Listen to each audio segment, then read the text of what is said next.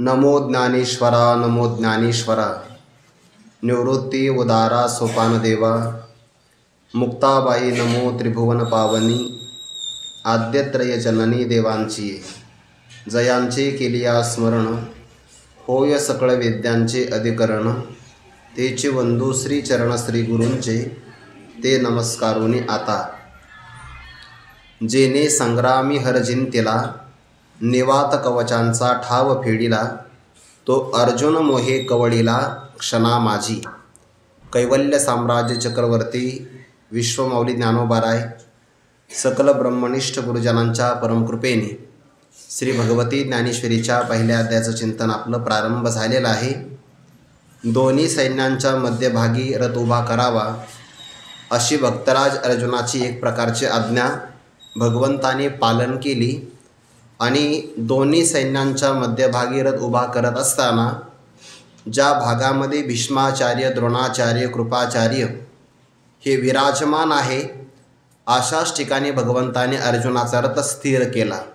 ते तस्थिर करून या रथू अर्जुन असे पाहतो तो दळभार समस्त संभ्रमेशी अत्यंत आवेशाने उत्साहाने भक्तराज अर्जुन त्या संपूर्ण सैन्यांची रचना किंवा अवलोकन करू लागले आणि मग ज्या सैन्यांच्या समोर तो बहुत करुणी कौरव हे आतुरत स्वभाव वाटिवा विनहाव बांधिती झुंजी अशा प्रकारे वचन बोललेले होते, त्याच वचनाचा परिणाम विपरीत होऊन देवाला म्हणतात मग देवा म्हणे देख देख हे गोत्र गुरु अशेख हे सर्व तर आमचे नातेवाईक आहे, गुरुजन आहे।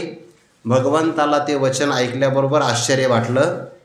काहीतरी अर्जुनाच्या मनामध्ये विचार चालू आहे, भविष्याचा अंदाज भगवंताने घेतला, पण त्या प्रसंगाला तो शब्दाने काही बोलला नाही आणि मनाने विचलित झाला नाही। परी उगा असे निवांत तिये वेळी आणि मग अर्जुन दोन्ही सैन्यांच्या मध्यभागामध्ये उभा राहून कौरव पक्ष आणि पांडव पक्षातल्या लोकांचं अवलोकन जेव्हा करतो तेव्हा लक्षात असं आलं ऐसे गोत्रची दोही दळी उदित झाले असे कळी हे अर्जुने तिये वेळी अवलोकिले। दोन्ही भागामध्ये आपले असणारे नातेवाईकच युद्धाकरता तयार झाले आणि मग मनामध्ये गडबड झाली। ज्ञानोबारा म्हणतात त्यामुळे स्वाभाविक असणारी कृपा जी या प्रसंगाला अनावश्यक आहे, कृपावृत्ती युद्धात आवश्यक नाही, वीरवृत्ती आवश्यक आहे। दयावृत्ती निर्माण झाल्यामुळे वीरवृत्तीचा झाला अपमान आणि मग संभावित पुरुषाला अपमान सहन होत नसतो, त्यामुळे अपमानामुळे वीरवृत्ती निघून गेली। उदाहरण दिलं आहे उत्तम कुळातली स्त्री असावी, गुणलावण्याने संपन्न असावी आणि आपल्या उपस्थितीमध्ये आपला पतिदेव जर नवीन नूतन लग्न करत असेल तर तिला तो आपला अपमान वाटतो। वास्तविक तो व्यक्ती नूतन स्त्रीला योग्यता नसतानाही अनुसरण करतो, तसं अर्जुनाचं झालं। वीरवृत्तीला अंतकरण दिल्यामुळे दयावृत्तीला अंतकरण दिल्यामुळे वीरवृत्ती निघून गेली। किंवा तपश्चर्याच्या योगाने एखाद्या पुरुषाला जर संपत्ती प्राप्त झाली तर त्याच्या जीवनामध्ये बुद्धीचा भ्रष्टपणा प्राप्त होतो आणि वैराग्य स्थिती त्याला आठवत नाही, तसं अर्जुनाचं झालं। तया परिपार्थ अतिस्नेहे मोहित मग सखेत असे बोलत श्री अच्युतेशी आणि मग भगवंताला तो सांगतोय प्रभो हे कृष्ण युद्धाकरता एकत्र आलेल्या या सगळ्या स्वजनांना पाहून 8 प्रकारचे भाव माझ्या शरीरावर निर्माण झाले आहे। पहिला भाव आहे सेदंती मम गात्राणी, दुसरा मुखम च परिशुष्यती आणि मग प्रत्येक पदामध्ये 2-2 आहे। वेपथुष्य शरीरे मे रोमहर्षश्च जायते गांडीवं स्रंसते हस्तात् त्वक्चैव परिदह्यते न च शक्नोम्यवस्थातुं भ्रमतीव च मे मनः। माझे संपूर्ण अवयव शिथिल झालेले आहेत, अर्थात त्यांच्यामध्ये अवसान राहिलं नाही।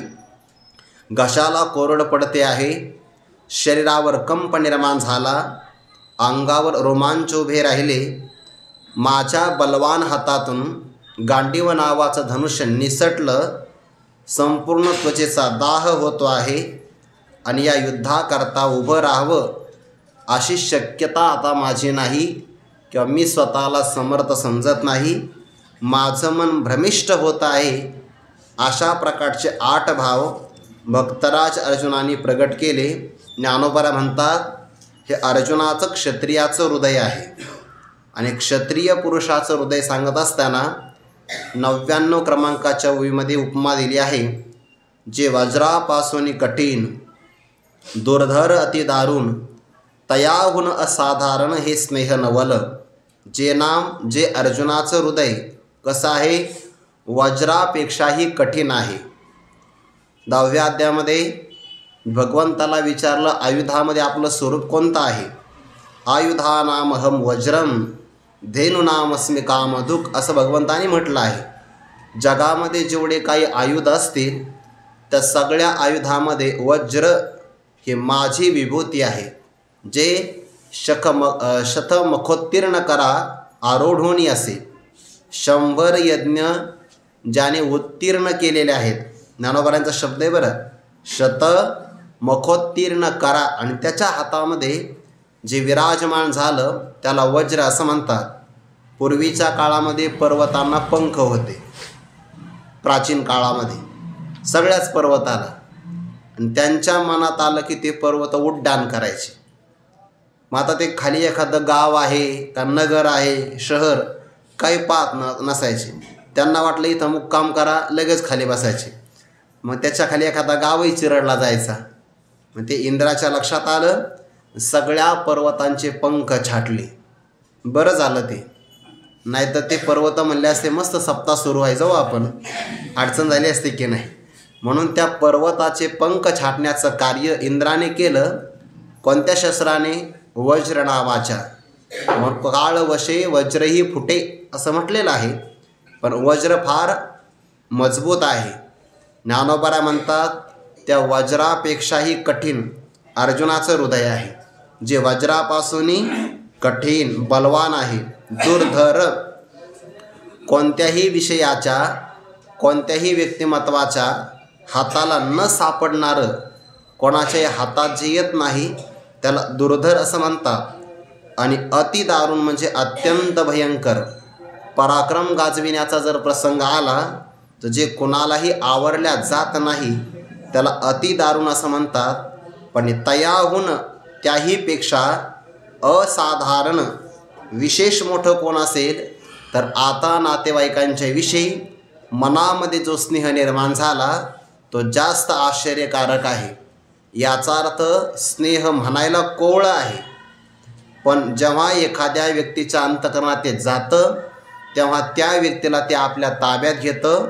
हे त्याचं फार मोठं आश्चर्य आहे. आणि त्या स्नेहाने आज अर्जुनाला आपल्या ताब्यामध्ये घेतलं. कोण आहे अर्जुन? ज्ञानोबा अर्जुनाचा परिचय पुढच्या वहीमधून देतात. जेने संग्रामी हर जिंतीला निवात कवचांचा ठाव फेडिला, तो अर्जुन मोहे कवळीला क्षणा माझी. जेने संग्रामी, संग्राम म्हणजे युद्धामध्ये, आणि हर शब्दाचा अर्थ होतो भगवान शंकर. हर आणि हरी यांच्यामध्ये फार काही फरक नाही. भेद हास्य नाड एक वेलांटीचा आड, फक्त एका वेलांटीचा फरक आहे. त्या हरी आणि हरामध्ये भेद नाही, पण भक्तात खूप भांडणं आहे. आपल्या वारकरी संप्रदायात एवढे नाही, पण भारतातल्या काही भागामध्ये जर आपण पाहिलं तर शैव आणि वैष्णवांचे मात्र खूप जोरामध्ये कलह चालतात. आता इथे संग्राम करण्याचा प्रसंग कसा बरं प्राप्त झाला या संबंधाने कथा अशी आलेली आहे की पांडवांना जेव्हा राज्य वाटपाचा प्रसंग प्राप्त झाला तर तेव्हा धृतराष्ट्र आदी मंत्र्यांनी सल्लामसलत करून यांना खांडववनाचं राज्य देऊन टाकलं. त्या खांडववनामध्ये काय आहे? सगळ्या प्रकारचे खंडरच आहे, दुसऱ्या कोणत्याही प्रकारचा चांगला भाग नाही. पण भगवान म्हणाले, आई काही आत्या नाराज होण्याचं काही कारण नाही. पराक्रमी माणसं सगळं काही स्वतः निर्माण करत असतात. मग त्या खांडववनामध्ये अग्नी लावून या निम्मय दाना वापरून इंद्रप्रस्थ नावाचं राज्य तयार करून घेतलं. वास्तू तयार करण्यामध्ये जे अनेक काही मोठे महापुरुष असतात त्याच्यामध्ये जसे विश्वकर्मा आहे तसा मय दानवाचा सुद्धा संबंध आहे. मग त्या मय दानवाने अशी काही सभा तयार केली, जणू काही प्रति इंद्राची नगरीच, म्हणून नाव दिलं इंद्रप्रस्थ. जिथं जमीन आहे तिथं पाणी वाटायचं, जिथं पाणी आहे तिथं जमीन वाटायची, भिंत आहे तर दरवाजा वाटायचा, दरवाजा असेल तर भिंत दिसायची. असं सगळ्या लोकांच्या मनामध्ये गोंधळ निर्माण झाला. असं इंद्रप्रस्थ नावाचं राज्य पाहिलं, दुर्योधनाच्या मनामध्ये जळफळाट निर्माण झाला. आणि मग त्याने हे राज्य पराक्रमाने तर आपल्याला काही जिंकता येणार नाही, मग कपटाचा वापर करून आपण जिंकून घेऊ. मग क्षत्रियाला जर युद्धाकरता आव्हान दिलं किंवा द्युतकर्म खेळण्याकरता आव्हान दिलं तर त्याला ते निमंत्रण नाकारता येत नाही. आणि म्हणून त्याने द्युतकर्मासाठी धर्मराजाला बोलावलं. धर्मराजाचं बाकी सगळं चांगलं होतं, पण द्युतकर्मामध्ये त्यांना यश नव्हतं, यश आलं नाही. आणि समोर भीम बसला, ते जरासंधाच्या हाडापासून त्या फाशी तयार केल्यामुळे ते उलटे पडायचे. पांडवांच्या बाजूने काही पडले नाही, सगळं हरले बघा. 12 वर्षाचा वनवास आणि 1 वर्षाचा अज्ञातवास भोगा लागला. त्या कुंती मातेनं प्रभूला विचारलं, प्रभू आमच्या पांडवांनी तर कोणतं वाईट कर्म केलं नाही, पण वाईट कर्म न करता सुद्धा एवढं दुःख यांच्या वाट्याला का आलं? पहा ते पांडव अखंड वनवासी, पण चुकलं नाही त्यांचं. परी त्या देवासी आठविती, कारण शुद्ध सोनं असेल तरच त्याच्या जास्त परीक्षा होत असतात. चांगल्या व्यक्तिमत्वाला जास्त परीक्षा द्याव्या लागतात. आणि पांडवांचं नाव अजरामर होणार आहे. 12 वर्षाचा वनवास प्राप्त झाला आणि त्या काळात भगवंतांनी वनात जाऊन त्यांना सांगितलं, तुमच्याकरता हा काळ प्रतिकूल नाही, उलट अनुकूल आहे. शहाणी माणसं प्रतिकूल काळाचा उपयोग करून घेत असतात. या काळामध्ये तुम्ही तपश्चर्या करा, नाना प्रकारचे अस्त्र आणि शस्त्र संपादन करा. आणि हे सगळं भगवंताचं वाक्य ध्यानात ठेवून सगळेजण आपापली तपश्चर्या करण्याकरता निघून गेले. त्यामध्ये भक्तराज अर्जुन निघाले. हिमालय पर्वतामध्ये जशी ध्रुव बाळाने तपश्चर्या केली ना, तशाच प्रकारची तपश्चर्या केली. 1 महिन्यामध्ये निराहार राहायचं, काही महिन्यामध्ये फलभक्षण करायचं, कधी फक्त वायूच भक्षण करायचं, अशी तपश्चर्या केली. प्राणोत्क्रमण मात्र काही झालं नाही. आणि एके दिवशी तपश्चर्या करता करता भगवान शंकराने विचार केला की या अर्जुनाला माझ्याकडून पाशुपत नावाचं अस्त्र संपादन करायचं आहे. पाशुपत नावाचं अस्त्र द्यायचं असेल तर समोरच्या व्यक्तीचा अधिकार तर बघावा लागेल की नाही. भगवान शंकराने आपल्या गणातील एक जे गण होते ना, भूते वेताळे नाचती हर्षयुक्त उमापती, एका गणाला सांगितलं की तू आता सुकर हो, म्हणजे डुक्कर हो. आणि त्या अर्जुनाला धडक मारायचे काही काम नसताना झालं. ते तपश्चर्या करता करता एकाग्रता साधली होती आणि त्या सुकराने ती धडक मारली. अर्जुनाला राग आला. भगवान शंकरसुद्धा भिल्लाच्या वेशामध्ये आले होते, किरात म्हणतात त्याला. आणि जसा त्या डुकराला बाण मारला तसा भगवान शंकराने सुद्धा त्यावर बाणच मारला. आता ही शिकार माझी आहे, ही शिकार माझी आहे, असे दोघाचे भांडणं सुरू झाले. ते म्हणले बघ म्हणे माझाही बाण आहे. भगवान शंकर म्हणले त्याला माझासुद्धा बाण लागला आहे. शिकारीवरून भांडणं सुरू झाले.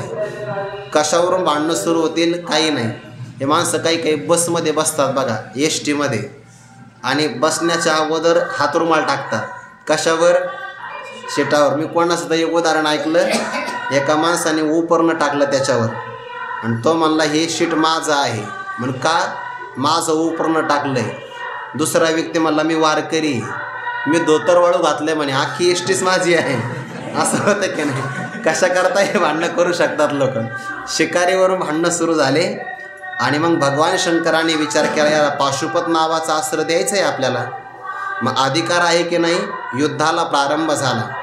ते अर्जुन जी होती अनेक प्रकारचे अस्त्र सोडले. भगवान शंकराने ते सगळे अस्त्र त्या वेशामध्ये गिळंकृत केले, सगळे अस्त्र गिळंकृत केले. शेवटी अक्षय असणारा तो बाणांचा तर्कस म्हणतात, गांडीव नावाचं धनुष्य तेही सगळं भगवान शंकराने प्राशन केलं, बेशुद्ध झाले आणि भगवान शंकर गुप्त झाले. कालांतराने मग त्यांनी असा विचार केला की आता भगवान शंकराच्या पिंडीचं आपण पूजन केलं पाहिजे. भगवान शंकराच्या पिंडीवर फुलं अर्पण केले तर ते भिल्लाच्या पायावर जाऊन पडायचे. ते म्हणे मी तर भगवान शंकराला अर्पण करतो आणि हे मात्र सगळे या भिल्लाच्या पायावर का जातात. विचार करायला प्रारंभ केला. लक्षात असं आलं की बहुतेक हेच भगवान शंकर आहे. स्तुती केली, भगवान शंकर प्रसन्न झाले आणि मग पाशुपत नावाचं अस्त्र दिलं. इथे संग्रामी हर जिंतीला म्हणजे भगवान शंकराचा पराभव केला असा अर्थ नाही घ्यायचा.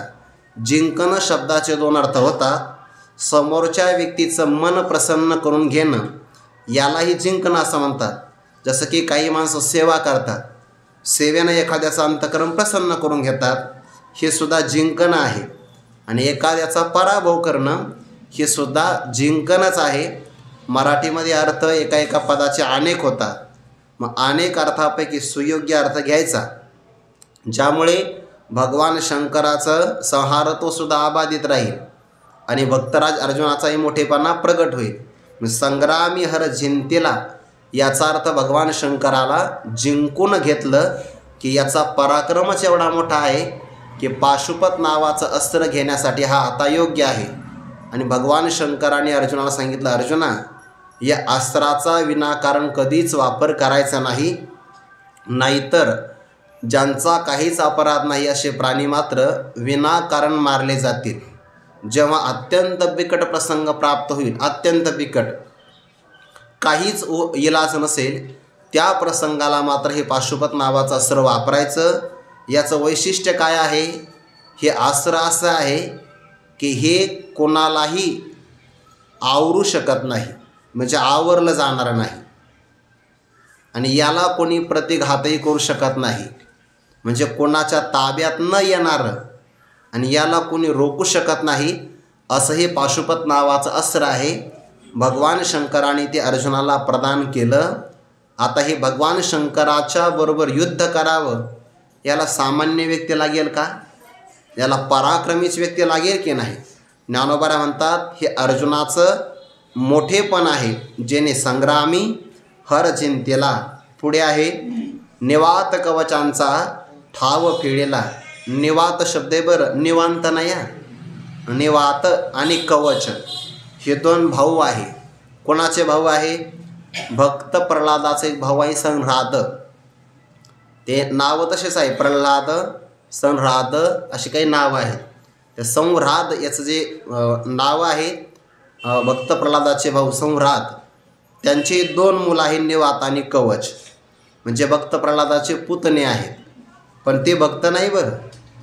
जरी पुतणे असेल तर ते कुठं भक्ती करतात. ते समुद्राच्या तीरावर राहायचे, देवाला आटोपत नसायचे. दिवसा देवाला त्रस्त करायचे आणि मग समुद्रामध्ये लपून बसायचे. इंद्राला सुद्धा आवरले गेले नाही.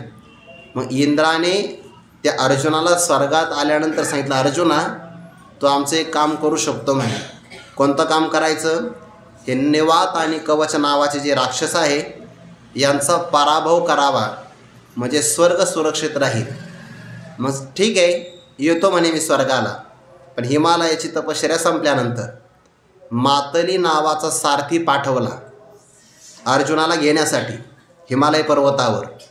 तो सारथी आला, त्याचा वेग मनापेक्षाही जास्त होता त्या सारथ्याचा. काल परवा ओवी पाहिली की अर्जुनाच्या रथाला जे घोडे झुंपले होते, जे गरुडाची जावळीचे वेगाच्या बाबतीमध्ये जे गरुडाची बरोबरी करू शकेल इतके वेगवान होते. आणि इंद्राच्या रथाला असणारा सारथी मातली, त्या मातलीच्या हातामध्ये एवढा वेग होता की मनाचा वेग तेवढा त्याच्या रथाचा वेग. त्याने रथ चालवला आणि त्याला आश्चर्य असं वाटलं की या रथाची हालचाल झाल्यानंतर इंद्रसुद्धा डोलतो, म्हणजे इंद्रही हलतो रथाची हालचाल झाल्यामुळे. पण अर्जुनाकडे पाहिलं तर अर्जुन थोडेसुद्धा रथातून हलत नाही, इतका स्थिरपणा आहे. म्हणजे गाडी किती खड्ड्यामध्ये जरी आली गेली तरी पण बसलेला मनुष्य मात्र हलत नाही. हे वैशिष्ट्य आहे की नाही. ते म्हणे इंद्रसुद्धा तुमच्या पुढे या बाबतीमध्ये कमी आहे. मग त्या अर्जुनाची स्तुती झाली, हा पराक्रम इंद्रपुत्रच आहे तो. आणि मग त्याने रथ घेतला, सगळी सामुग्री देवाने पुरविली. आणि मग निवात कवच हे 2 राक्षस, त्यांचा असणारा अपार सैन्य, एकट्या अर्जुनाने त्या सर्वांचा पराभव केला, जे समुद्राच्या पोटात राहत होते. पराक्रमच आहे की नाही. भगवान शंकरांना युद्धामध्ये जिंकून घेणं म्हणजे प्रसन्न करणं. निवात आणि कवच नावासारखे जे राक्षस, यांचा ठाव ठिकाणा नाहीसा करणं. निवात कवचाचा ठाव फेडीला, आपण म्हणतो ना ठाव ठिकाणा नाहीसा केला, जागासुद्धा शिल्लक ठेवली नाही. म्हणून एखाद्या वैऱ्याला जर नष्ट करायचं असेल ना, तर त्याला नुसतं नष्ट नाही करायचं, त्याला ते लॉन्चिंग पॅड म्हणतात बघा, ते सुद्धा नष्ट करता आले पाहिजे. जिथून ते तयार होतात ना, ज्या शिबिरातून, ते सगळे उद्ध्वस्त, त्यांचे तळ म्हणतात, ते उद्ध्वस्त करता आले पाहिजे. नाहीतर आपण वरवरी पालवी खुडीचे आणि मुळे उदक घालीचे. येणारे शत्रू नाही मारायचे, शत्रू जिथून निर्माण होता हा संकेत आहे. निवात कवच एवढेच नाही मारले, ज्ञानोबाची सूक्ष्मता किती बघा. निवात कवचांचा ठाव फेडीला, ठाव म्हणजे ठिकाण, मागमतसुद्धा नाहीसा करून टाकला. शत्रू असा नष्ट करायचा असतो. सुभाषितकारांचं म्हणणं आहे, अग्निशेषम, ऋणशेषम, शत्रुशेषम, हे सगळे कायम नष्ट करावे. पुन्हा पुन्हा विवर्धेत तस्मात शेषम न कारयेत. अग्नी शिल्लक ठेवायचा नसतो. म्हणजे तुम्ही गॅस चालू ठेवला आणि गेले लग्नाला, मग घराला आग लागू शकते. म्हणून तर मग ते घरातून बाहेर जाताना बटणं बंद करा सांगतात ना आपल्याला, किंवा रेग्युलेटर बंद करा, म्हणजे अग्नी शिल्लक ठेवायचा नाही. किंवा कर्ज ऋणशेषम, ते नाही शिल्लक ठेवायचं, शिल्लक राहिलं तर पुन्हा जन्माला यावं लागेल. शत्रुशेषम, शत्रूसुद्धा शिल्लक ठेवायचा नसतो. शत्रू म्हणजे रोगसुद्धा शिल्लक नाही ठेवायचा. रोग म्हणजे शरीराचा शत्रूच आहे. तसं हे आहे, ठाव ठिकाणंसुद्धा नाहीसा करून टाकणं. का बरं? पुन्हा पुन्हा विवर्धेत, हे पुन्हा पुन्हा वाढतात, म्हणून त्यामुळे शिल्लक हे ठेवायचे नसतात. भक्तराज अर्जुनाने तेच केलं. निवात कवचांचा ठाव फेडला, यांचे ठिकाणच नाहीसं करून टाकले. असा जो पराक्रमी अर्जुन, तो मोहे कवळीला क्षणामाचे, एका क्षणामध्ये मोहाने आपल्या ताब्यात घेतला. कवळीला म्हणजे ग्रस्त केला. म्हणजे याचा अर्थ काय होतो? मोह निर्माण झाला तर तो मोठ्या मोठ्या व्यक्तीला सुद्धा आपल्या ताब्यामध्ये घेऊन त्याचा पराक्रम विसरण्याकरता त्याला भाग पाडू शकतो. म्हणून अत्यधिक प्रेम मोहाला कारण ठरतं. प्रेमात प्रकार आहे, एक सामान्य प्रेम आणि एक विशेष प्रेम. सामान्य प्रेम असेल तर ते फार काही मोहाला प्राप्त करून देत नाही, पण विशेष प्रेम असेल तर ते मात्र मोहाला प्राप्त करून देतं. थोड्या वेगळ्या अंगाने सांगतो. देवाचं सगळ्या प्राणीमात्रावर प्रेम आहे. समोहम सर्वभूतेषु न मे द्वेषोस्ति न प्रियः, हे सामान्य प्रेम आहे. पण भक्तावर देवाचं विशेष प्रेम आहे. म्हणून तर माया तयावरी फार, हे देवाचं विशेष प्रेम आहे. ते परमार्थातलं आहे म्हणून बंधनकारक नाही, पण तरीसुद्धा भक्ताच्या बंधनात परमात्मा सापडतोच की नाही. नाही काष्टाचा गुमान, गोवी भ्रमरा सुमन, प्रेम प्रीतीचे बांधले, तेनं सुटे काही केले. देवावर, भक्तावर, संतावर किंवा गुरूंच्या संबंधाने केलेलं प्रेम हे अनिष्ट निवारण करणारं आहे. आणि बाकीच्या पदार्थावर प्रेम केलं तर पंचदशीकारांचं म्हणणं आहे, प्रियम त्वं रोत्स्यति. तुम्ही जर प्रेम केलं एखाद्या विषयावर तर प्रिय विषय तुम्हाला रडिवल्याशिवाय राहणार नाही. पराक्रमी आहे व्यक्ती, पण मात्र मोहे कवळीला क्षणामाची, एका क्षणात. कोणता क्षण होता माहिती आहे का? भगवंताला ते म्हटले होते ना, जव मी नावेक, हे सकळ वीर सैनिक न्याहाळीन अशेक झुंज तेजे.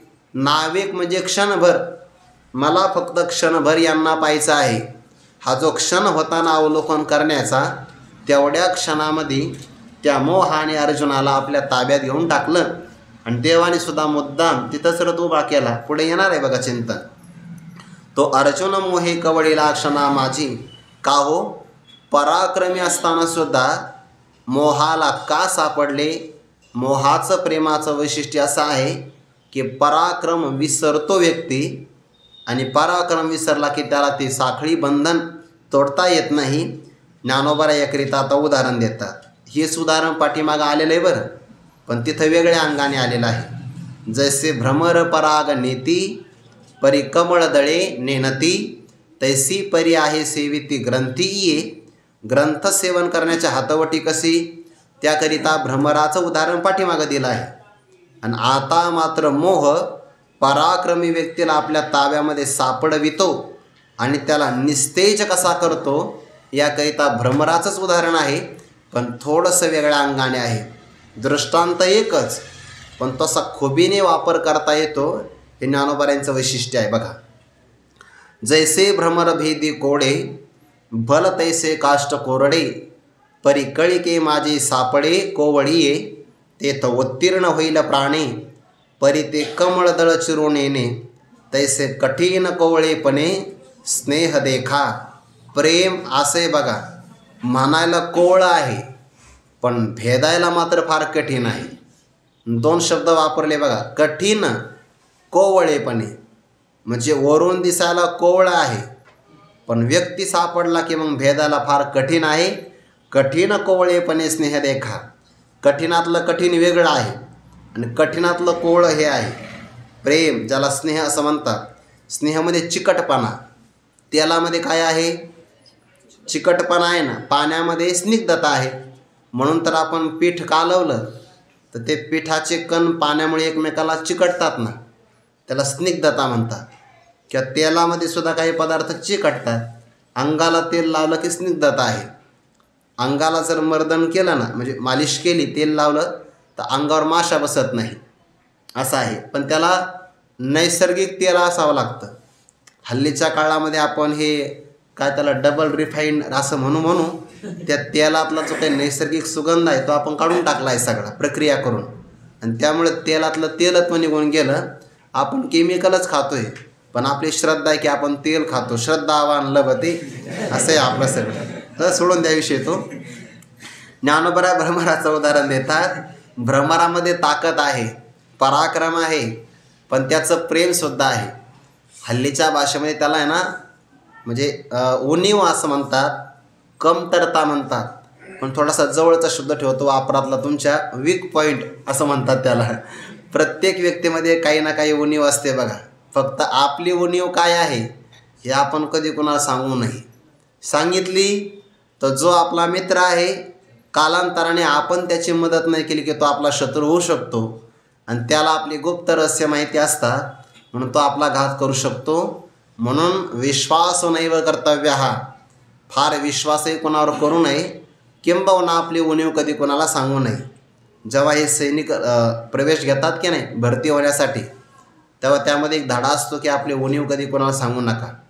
जर सांगितली, समजा एखादा सैनिक म्हटला की मी 5-6 किलोमीटरपेक्षा जास्त धावलो की मला धाप लागते, मी थकून जातो, ही त्याची उणीव आहे की नाही. एखाद्या मित्राला सांगितली त्याने, कालांतराने तोच मित्र त्याचा शत्रू झाला तर त्याला माहिती की हा जास्त प्रमाणात धावला तर हा मरू शकतो.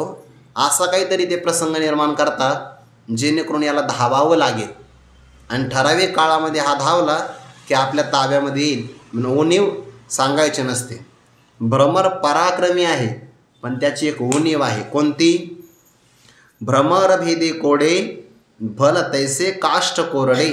भल तैसे म्हणजे कोणत्याही झाडाचं, आणि काष्ट म्हणजे वाळलेलं लाकूड. ज्ञानोबाने पुन्हा त्यामध्ये सांगितलं कोरडं, अजिबात त्याच्यामध्ये पाण्याचा अंश राहिलेला नाही. मग आता वाळलेलं लाकूड आहे, कोणत्याही झाडाचं असेल. आता लिंबाचं लाकूड असेल तर त्याला किडा लागत नाही बघा, त्याला सहसा भुंगा लागत नाही. किंवा काही काही सागवान नावाचं लाकूड असतं, कठीण असतं, त्यामध्ये खिळासुद्धा घुसत नाही. हे लाकडाचं वैशिष्ट्य असतं. पण भ्रमराच्या समोर आलं तर लिंबाचं असो, आंब्याचं असो, नाहीतर कोणत्याही झाडाचं असो, फक्त त्याच्या मनात आलं पाहिजे की याच्यामध्ये छिद्र पाडायचं. मग भ्रमर काय करतं, दिसायला एवढंच आहे बघा, जांभळाच्याच आकाराचा आहे भ्रमर, काळ्या रंगाचा असतो की नाही. जांभूळ आणि ते दिसायला सारखेच आहे, फक्त हा आवाज करतो म्हणून ओळखू येतो. नाहीतर झोपला तर जांभळाच्या भावामध्ये विकला जाईल. असा आहे भ्रमर. भ्रमर भेदी कोडे, भेदन करतो छिद्र पाडतो. आणि कोडे म्हणजे आवडीने किंवा कौतुकाने.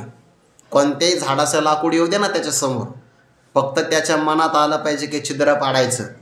ज्ञानोबाने बहुतेक 17व्या अध्यायामध्ये ओवी दिली आहे, विपाये गुणाक्षर पडे. त्या भ्रमराने एका लाकडाला कोरायला सुरुवात केली. त्याच्या मनात ध्यानात नव्हतं, पण नेमकं कोरता कोरता त्याच्यामध्ये ओंकार नावाचा आकारच तयार झाला. विपाये बरे, विपाये गुणाक्षर पडे.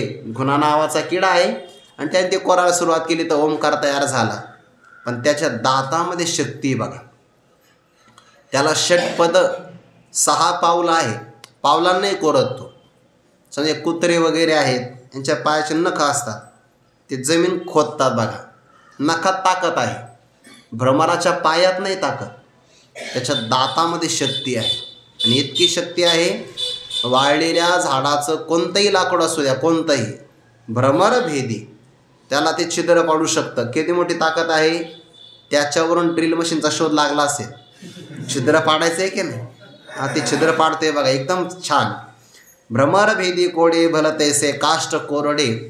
हा त्याचा पराक्रम आहे. काष्ट म्हणजे वाळलेलं लाकूड, त्याला काष्ट म्हणतात. ते तो कोरडं असेल तरी पण कोरू शकतो. आपण ते फरशी कापतात बघा, काही काही यंत्र नाही का, पण ते फरशी कापत असताना त्याच्यावर अखंड पाण्याची धार ठेवावी लागते. बरोबर आहे. बरं, ते लोखंडाचं पाता आहे, म्हणजे दगडाला कापतं, पण तरी त्याला पाणी लागतं. भ्रमराला पाणी नाही लागत. कोरडे शब्द वापरला. भलतैसे काष्ट कोरडे, इतका पराक्रम आहे. परी, आता परी म्हणजे परंतु.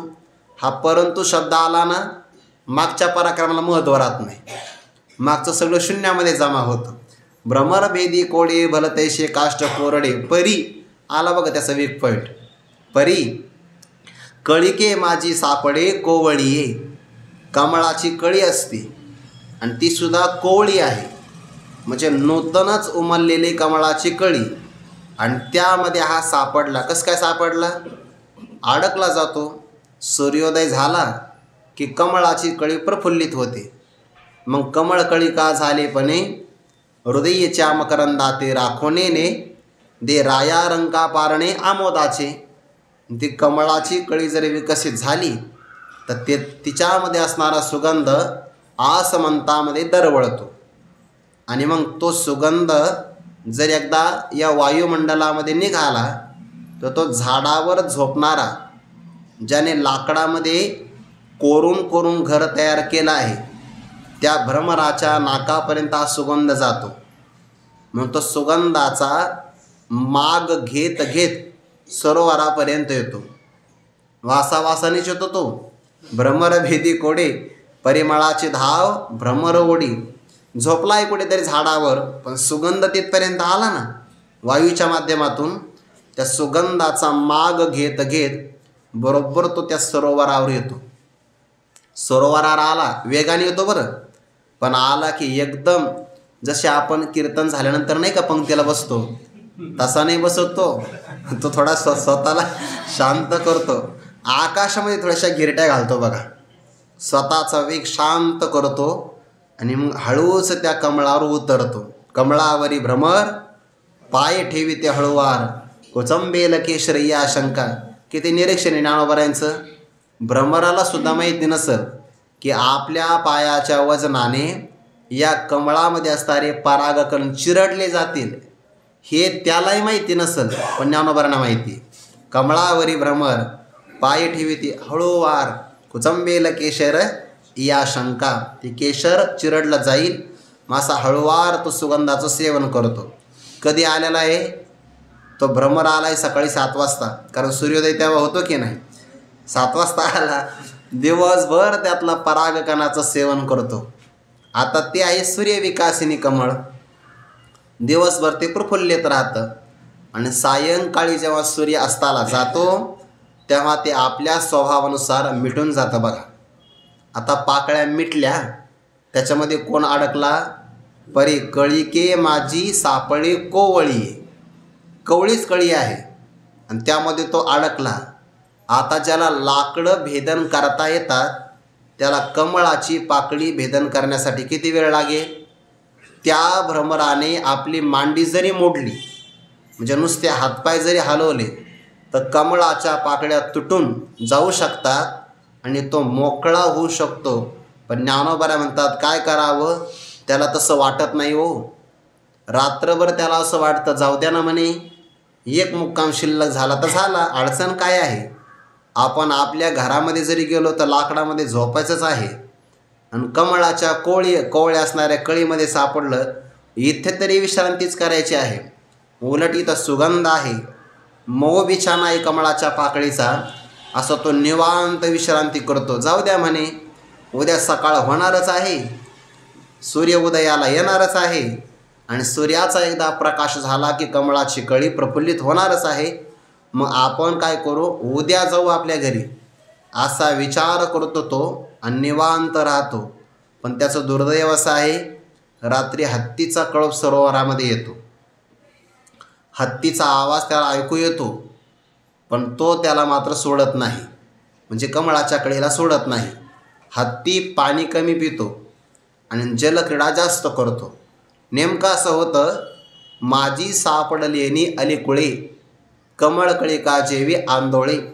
ज्ञानोबा म्हणतात त्या कमळाच्या कळीमध्ये हा भ्रमर सापडलेला आहे, मग त्याचं थोडंसं वजन तयार होतं आणि त्यामुळे ती कमळाची कळी सरोवरामध्ये डोलते. बघा, नेमकं हत्तीचं लक्ष तिकडं जातं आणि तो आपल्या सोंडेनं त्या कमळाची वेल खेचून घेतो आणि सरोवराच्या बाहेर फेकून देतो.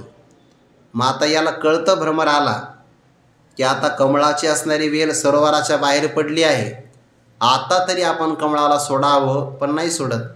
प्रेम आहे, प्रेम शेवटपर्यंत सुटत नाही. बघा, शेवटपर्यंत नाही सुटत. अगदी मरणाची मर्यादा वेळ जरी उभी राहिली तरी पण मनुष्याचं प्रेम सुटत नाही, ते त्याला बांधून टाकतं. अनंत जन्मात हेच केलं आहे, सोडत नाही. काय आहे? ईश्वराची योजना आहे. नशीब ईश्वराने आपल्याला काही सवलत दिली नाही. बघा, सवलत जर दिली असते ना, किंवा तुला 4-5 वस्तू घेऊन जाता येईल जाताना, तर चार्जर तर नक्की नेलं असतं लोकांनी. सुटत नाही. बघा, नाही, बाकीचं सगळं विसरल पण ते नाही सुटत. प्रेम फार मोठा आहे. बघा, ईश्वराने आपल्याला काही सवलत दिली नाही ते बरं आहे, पण तो कमळा त्या सरोवराच्या कडेला पडतो आहे. मग आता तरी निघावं की नाही? नाही निघत. बघा, हत्तीचा कळप माघारी जातो आणि कुण्यातरी हत्तीचा त्या कमळाच्या कळीवर पाय पडतो. परिणाम, त्या कमळाच्या कळीमध्ये सापडलेला तो भ्रमर चिरडला जातो.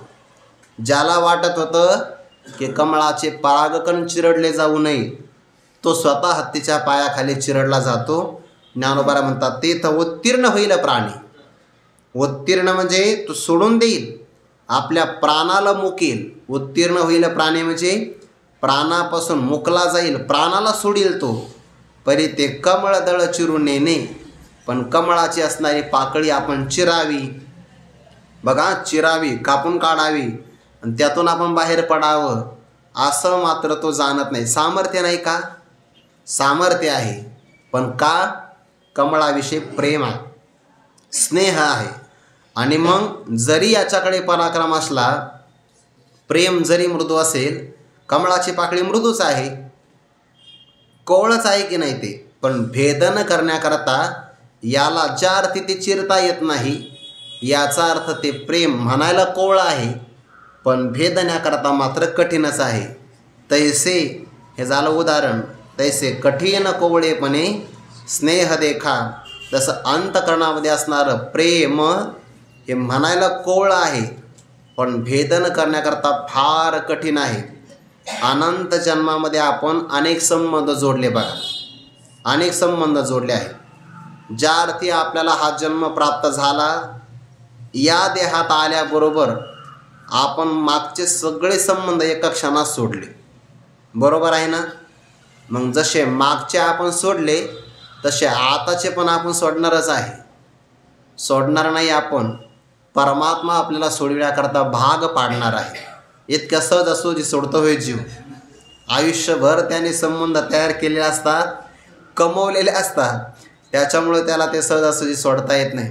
मनुष्याला थोडंसं सर्वामध्ये राहून थोडंसं अलिप्त राहण्याचा पण अभ्यास करता आला पाहिजे. कमळाच्या कळीप्रमाणे सरोवरातच राहायचं पाण्यात, पण पाणी आपल्यामध्ये गेलं नाही पाहिजे. याला हातवटी म्हणतात. अलिप्त कमळी जळ जैसे. असंच आहे ना, अलिप्त जळी कमळ जैसे असं उदाहरण आहे की सरोवरात राहायचं किंवा तो कर्मे करी सकळे परिकर्मबंधा ना कळे जैसे न शिंपे जळी जळे पद्मपत्र. पद्मपत्र मिवांबसा. राहायचं आहे संसारामध्ये, जगात राहायचं, पण थोडंसं अलिप्तपणाने अनासक्त भावाने राहता आलं पाहिजे. सामान्य प्रेम करा, पण विशेष प्रेम केलं की ते बंधनाला प्राप्त होऊ शकतं. तैसे कठीण कोवळेपणे स्नेह देखा. ज्ञानोबा म्हणतात हे स्नेह नाही.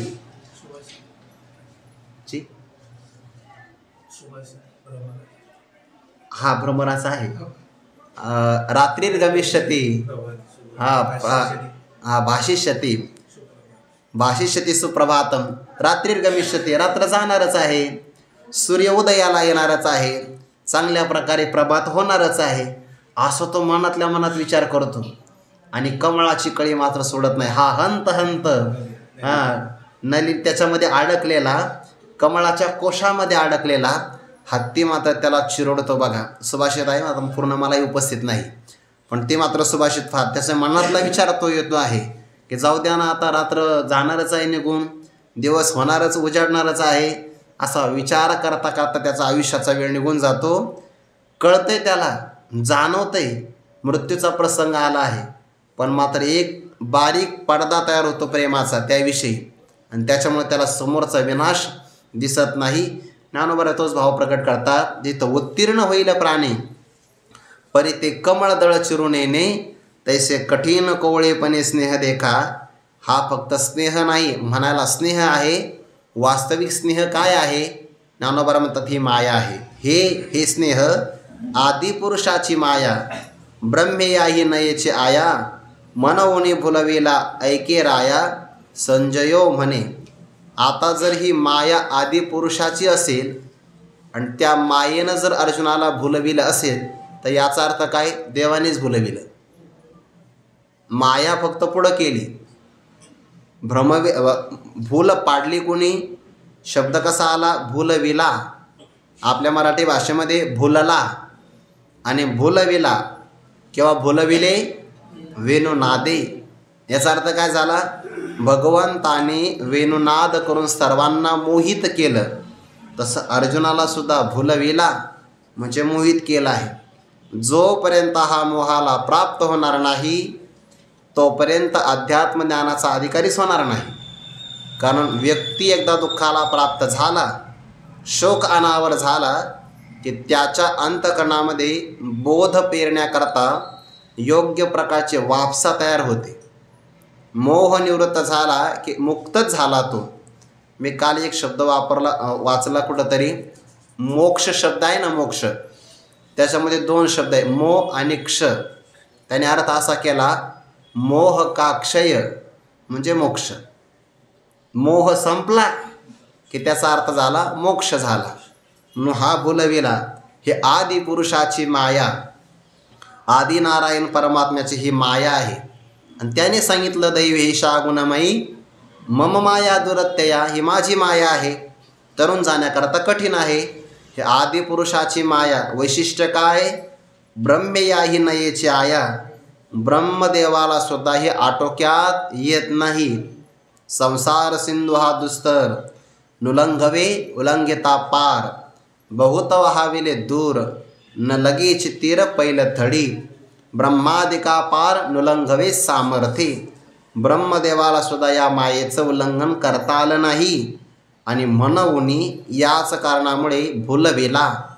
या मायेनं की जे आदिपुरुषाची शक्ती आहे त्या मायेनं भक्तराज अर्जुनाला मोहित केलं किंवा मायेचं निमित्त करून देवानेच भक्तराज अर्जुनाला भुलविला, मोहित करविला. ऐके राया संजयो म्हणे. हे राया, धृतराष्ट्र राजा, संजयजी म्हणतात ऐके, आपण ऐका.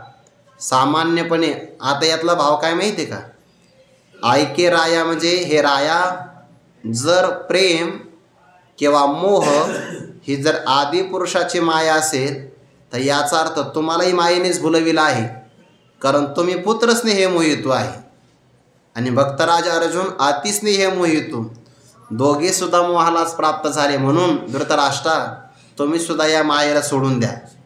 हे संजयाला सांगायचं इथं. ऐके राया, हे आदिपुरुषाची माया. स्नेह म्हणजे काय आहे? आदिपुरुषाची माया आहे. म्हणून भुलविला, अर्जुनाला मोहित केलं. तुम्हाला नाही का केलं? आपल्याला असं वाटतं अर्जुनाला मोह झाला, अर्जुनाला मोह झाला, अर्जुनाला तिथं मोह झाला. आणि आपल्याला अहो तिथं झाला, त्यांचा निवृत्तही झाला. आपण तर 3-4 वेळा ऐकलं तर अजून काहीच नाही. तिथे एका आवृत्तीत मोह निवृत्त झाला आहे. आपल्या आवृत्ती पाठीमागे आवृत्ती चालू आहे. मोह वाढतच चालला आहे, कमी होण्याचं काही कारणच नाही. आणि हे आपल्याकरता घ्यायचं आहे. म्हणून संजय सांगतात, राया ऐक ना राजा, असं म्हणतात ते. म्हणून भुलविला ऐके राया, संजय म्हणे अवधारी मग तो अर्जुन, देखोनी सकळ स्वजन, विसरला अभिमान संग्रामीचा, कैसी नेनो सदयता, ओपनली दे चित्ता, मग म्हणे कृष्णा आता न शिजे येथ, माझे अतिशय मन व्याकुळ, होत सेवाच्या बरळ, जे वधावे हे सकळ येणे नावे. या 3 ओव्याचा एकत्र विचार आहे. अवधारी राया ऐक बरं. नंतर काय झालं? मग तो अर्जुन, कोणता अर्जुन? संग्रामामध्ये भगवान शंकराला जिंकणारा, निवात कवचांचा ठाव ठिकाणा नाहीसा करणारा, जो क्षणामध्ये मोहाला प्राप्त झाला तो अर्जुन. देखोनी सकळ स्वजन, हे निमित्त आहे बरं. मनुष्याला जो विसर पडतो ना, त्या विसराचं एक कारण आहे प्रेम. आणि कुणाला पाहिल्यावर प्रेम निर्माण झालं? देखोनी सकळ स्वजन. स्व म्हणजे स्वतःचे, याला ममत्व म्हणतात. 2च भावना आहे जीवनामध्ये, एक अहंता आणि दुसरी ममता.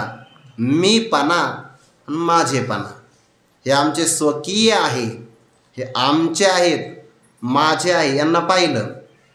इथं शब्द असा वापरला असता तर देखोनी सकळ शत्रुजन, तर पराक्रम विसरला असता नाही, जास्त पराक्रम गाजविला असता. पण शब्द कसा आला? देखोनी सकळ स्वजन. हे सगळे आमचे नातेवाईक आहेत, आप्त स्वकीय आहे. हे पाहिल्याबरोबर संग्रामीचा अभिमान विसरला. अभिमान म्हणजे पराक्रम. मी पराक्रमी अर्जुन आहे. दुसऱ्या अध्यायामध्ये ओव येणार आहे, मी पार्थ द्रोणाचा केला, येणे धनुर्वेद मज दिदला. महान पराक्रमी अर्जुन आहे. हा पराक्रम स्वजनांना पाहिल्याबरोबर तो विसरला. परिणाम हतबल झाला. नेनो कैसी सदयता. सदयता म्हणजे दयाळूपणा. दयाळूपणा युद्धामध्ये कामी पडत नाही. एरवी कामी पडत, एरवी कामी पडू शकतो, पण युद्धात नाही चालत. युद्धामध्ये वीरवृत्तीच लागते. दयाळूपणा काही कामाचा नाही. कैसी नेनो सदयता.